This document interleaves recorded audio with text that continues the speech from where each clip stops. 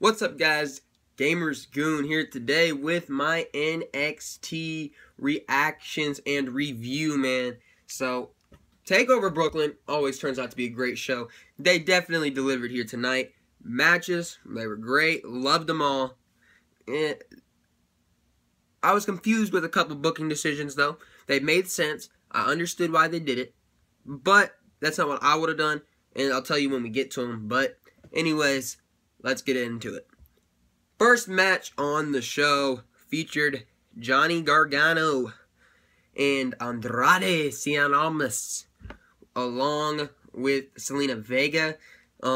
This match was pretty good here. It was really technical at the beginning. They were trying to pin each other, then they were feeling each other out for a little bit.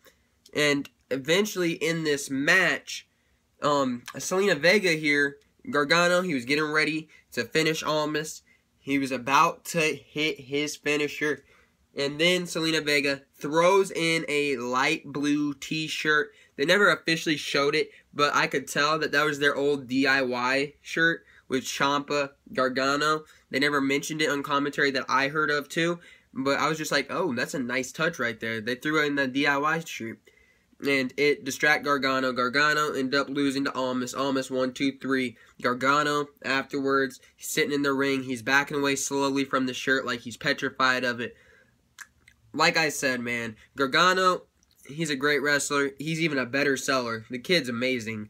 But he did great when he saw that shirt. He acted like he was actually scared. It brought back bad memories of him, so he's just backing away from it. So, Gargano, props to you. You played it off well. Almas, I like the match. Good job. And I noticed something in Almas' entrance. You know how he has the little fireworks that come up behind him when he gets down on his knees? They played it in the Titantron instead, and it really got on my nerves. I really wanted it to be there, but it wasn't, sadly. But what are you going to do, man? What are you going to do? Next, we had Sanity against Authors of Pain, man. I'm an Authors of Pain fan, man. I really am. Authors of Pain, I thought they had this match going in it. They had the 4 Sanity members come down to the ring. And then they had the Authors of Pain come dressed up as Teenage Mutant Ninja Turtles. I was like, oh yeah, they're definitely winning this. Sanity, they hit early. They had Alexander Wolf and Killian Dane in to start. But Killian Dane never got tagged in. The match officially started. Alexander Wolf went for a tag to Killian Dane. Eric Young got on the ropes. He's like, no, no, no. And then he wants tagged in.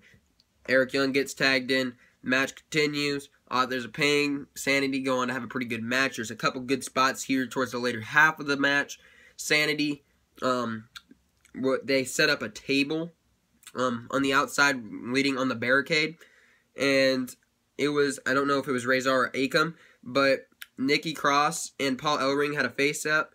The referee started getting distracted with Ellering. Nikki Cross went up to the top rope. She went for a crossbody. Akam, Razor, whichever one, caught her. And in comes Alexander Wolf. Or not Alexander Wolf, I believe it was Killian Dane, actually. He hits Razor or Akam, whichever one they are. I don't know the difference between the two, really. But he hits him with a spear with Nikki Cross. They both go through the table. And eventually, Sanity is going to be, it's going to be Eric Young. He's going to be on the post. Nikki Cross can hold on to the legs, doesn't allow the powerbomb from AOP, which eventually leads into the finish where AOP loses the titles to Sanity with their signature neck breaker off the top rope from Sanity. Really surprised me. Didn't see it coming. I really didn't. I was shocked. Not as shocked as I was later on in the night, but I was pretty shocked at the outcome of that match, man. I really was. I didn't think it was time for AOP to give the titles up, but they did put on a good match. And afterwards, we see AOP laying around. We see Sanity celebrating. Yay, they won. In comes Kyle O'Reilly and Bobby Fish, Redragon, as they're formerly known on the independent scene. They attack Sanity, and then they attack Authors of Pain, and they are stating their claim for the tag team titles. And this plays into the Ring of Honor stable that we are going to talk about in a moment after I get to the main event and what occurred during it. Next, we had Aleister Black versus Hideo Itami. It was a strong style match, as you would assume, both having a lot of striking ability, a lot of good kicks, a lot of strong kicks, and it was a great match. It was a pretty good match. I really liked it. You saw the exchange of kicks. Itami, he got Aleister Black's nose to bleed. You knew it wasn't blading because it just did not seem like it would be a blade inside the nose. It just makes no sense. And they were playing it off, oh, he might have a broken nose. But anyways, Black ends up picking up the win. He dodges one of Itami's kicks, turns around, hits the Black Mass. 1, 2, 3. Itami's heel run, his first big match. He comes out unsuccessful, man. He really does. I don't know what that does for Itami. I mean, Itami, I don't know where he goes from here. Maybe he will go back to Japan. I don't know. But Itami, definitely not looking too great at the moment. Next, we had probably the best match of the night, in my opinion. Asuka versus Ember Moon. They had a lot of false finishes here, man. They really did. They convinced me in the middle of the match. Soon as the Eclipse was hit, I was like, oh my, Asuka's gonna lose. Are you kidding me? Ember Moon, 1, 2, 3. Oh my goodness, she kicked out. What the heck? I was just like, that's the first time anybody's kicked out, man. That really was. But, anyways, Asuka, then again, tries to throw the ref in the way. Ember hits a crossbody, roll up, grabs the tights, and the ref's like, oh, you can't do that. Nope, nope, nope. And he's about to hit the 3. And it eventually led to Asuka hitting an Asuka lock and making Ember Moon tap out after many times of her getting Ember Moon into the Asuka lock. But Ember Moon was just resilient. She wasn't having it. She was getting right out of it. She dropped her on the back a couple times. And it was a good match. I really enjoyed it. And I thought that was probably the match of the night. Next, we had Drew McIntyre versus Bobby Roode in a complete shocker, in my opinion. Roode here had a pretty strong showing against McIntyre. It was 2 heavy-hitting men. Not like the Itami Black match by any means, but these were just 2 big guys going at it. Even though they're not like heavy guys, they're both tall guys, so that's what I'm saying. They both had some nice moments in this match. Roode hit a glorious DDT onto McIntyre. McIntyre kicked out, surprisingly. I thought it was over. I thought he hit the glorious DDT. I was like, oh, there it is. And McIntyre kicked out. I was like, okay. Maybe we're going to see top rope glorious DDT. Maybe we're going to see something crazy.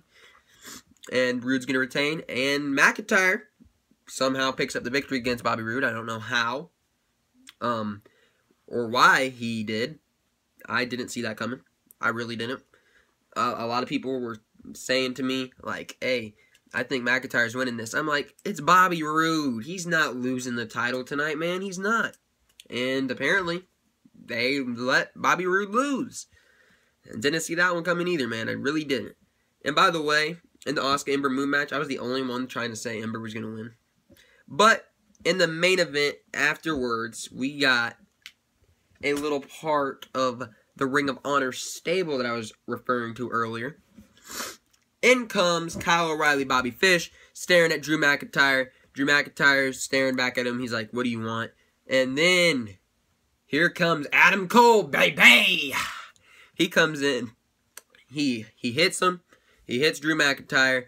They all team up. They start beating him down. And Adam Cole grabs the title, holds the title, and points at it. He's like, this is what I want.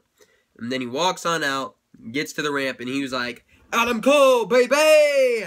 So, Adam Cole made his official debut in the WWE on NXT TV, and we're going to see a feud with McIntyre and Cole in the future, obviously. So, that is where I lie on this pay-per-view. I really enjoyed it.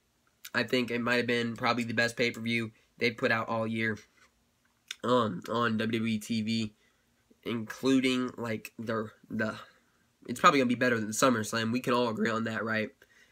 It's probably better than NXT TakeOver Chicago. I loved the UK match there. They should have probably had the UK match on this show instead of maybe Almas and Gargano, but Almas and Gargano did deliver, so I really don't care. The show brought what it needed to bring. I really enjoyed it, and it was a good show. So make sure you leave a comment down below on what you guys thought of the show. Make sure you click the red sub button, man, and make sure you click the thumbs up to tell me that you enjoy my content, man.